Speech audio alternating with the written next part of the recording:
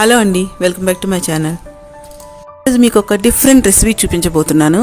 అది ఖుష్బూ ఇడ్లీ. అయితే ఖుష్బూ ఇడ్లీ ఏంటి అని చూసే ముందు మీరు కనుక ఫస్ట్ టైం నా ఛానల్ని చూసినట్లయితే ప్లీజ్ నా ఛానల్ని సబ్స్క్రైబ్ చేసుకోండి. ఇంకా ఈ వీడియో కనుక నచ్చినట్లయితే ప్లీజ్ లైక్ చేయండి, ఇంకా షేర్ చేయండి. సో ఇంకా వీడియోలోకి వెళ్ళిపోదాం. సో ఖుష్బూ ఇడ్లీ అంటే మనం రొటీన్గా చేసే ఇడ్లీ కాకుండా మనం రవ్వతో చేసుకుంటాం కదా, అలా కాకుండా కొంచెం డిఫరెంట్గా మీరు ఒకసారి ఇలా కూడా ట్రై చేసి చూడండి, చాలా బాగుంటుంది. దీనికోసం మనం 4 గ్లాస్ ఇడ్లీ రైస్ తీసుకోవాలి. ఇవి నార్మల్ రైస్ కాదండి, మార్కెట్లో దొరుకుతుంది ఇడ్లీ రైస్ అని వేరేగా. ఇడ్లీ రైస్ని ఒక 4 గ్లాస్ తీసుకోవాలి.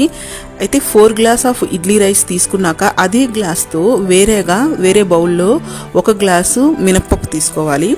తర్వాత మనం ఏ గ్లాస్తో తీసుకుంటున్నామో అదే గ్లాస్తో 1/2 గ్లాసు సగ్గుబియ్యం తీసుకోవాలి. ఇదే మెయిన్ ఇంగ్రీడియంట్ అండి. సో వీటిని మూడింటిని కూడా వేరువేరుగా తీసుకొని దాంట్లో వాటర్ పోసుకొని మినిమం 6 అవర్స్ వాటిని విడివిడిగా నానబెట్టుకోవాలి.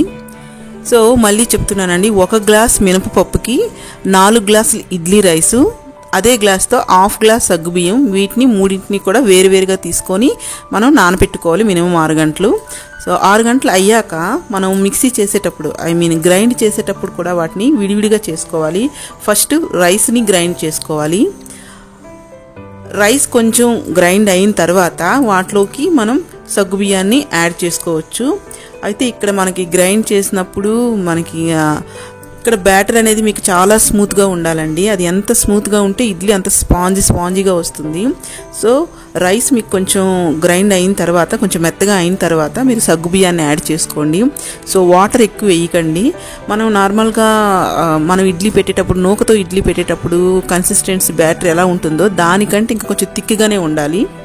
సో మరి కొంచెం మనం నార్మల్ నూక ఇడ్లీలా ఉండకూడదు, ఇంకా కొంచెం థిక్గా ఉండాలి. సో రైసు సగ్గుబియ్యం అయిపోయాక నెక్స్ట్ తీసేసాక మినప్పప్పు కూడా వేసి పట్టించుకున్నాక మొత్తం రెండింటిని మిక్స్ చేసేయాలి. నేనైతే ఇక్కడ 1 నైట్ మిక్స్ చేసిన తర్వాత ఉంచి నెక్స్ట్ డే మార్నింగ్ ఇడ్లీ పెట్టాను. సో ఇక్కడ కూడా మొత్తం బ్యాటర్ యూజ్ చేయకుండా కొంచెం బ్యాటర్ని వేరేగా తీసుకొని దాంట్లోకి మనం ఇడ్లీ పెట్టే ముందు ఏం చేయాలంటే మనకి టేస్ట్కి సరిపడా కొంచెం సాల్ట్, దాంట్లో కొంచెం బేకింగ్ పౌడర్, అంటే మీరు తీసుకున్న క్వాంటిటీ బట్టి బేకింగ్ పౌడర్ యాడ్ చేసుకోండి. అయితే ఇది కూడా బేకింగ్ పౌడర్ వేయాలండి. సో బేకింగ్ పౌడర్ ఇంకా టేస్ట్కి తగ్గట్టు సాల్ట్ వేసుకొని ఇడ్లీ పెట్టుకోవాలి నార్మల్గా.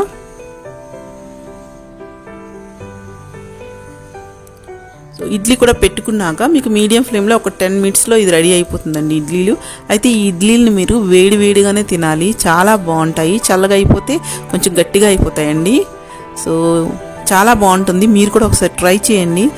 ట్రై చేసి ఎలా వచ్చింది అనేది మీరు మీ ఒపీనియన్ని కామెంట్ సెక్షన్లో షేర్ చేసుకోండి. చాలా స్పాంజీగా ఉంటుంది, టేస్ట్గా ఉంటుంది. సో ఇప్పుడు మనం తినే నూక ఇడ్లీల కంటే ఇది డిఫరెంట్గా ఒకసారి ట్రై చేయండి. సో చూసారు కదా ఎంత స్పాంజీగా ఉన్నాయో. సో వీటిని వేడిగా తింటే చాలా బాగుంటాయి. వీటితో కొబ్బరి చట్నీ కానీ, పల్లీల చట్నీ కానీ, ఇంకా ఆనియన్ చట్నీ కానీ, ఏ చట్నీతో తిన్నా ఇవి చాలా బాగుంటుందండి. కానీ వేడిగా తినాలి. సో మీరు కూడా ట్రై చేయండి. ఎలా ఉంది అనేది కామెంట్ సెక్షన్లో మీ ఒపీనియన్ షేర్ చేసుకోండి. మీకు కనుక ఈ వీడియో నచ్చినట్లయితే ప్లీజ్ లైక్ చేయండి, ఇంకా షేర్ చేయండి. ఇంకొక మంచి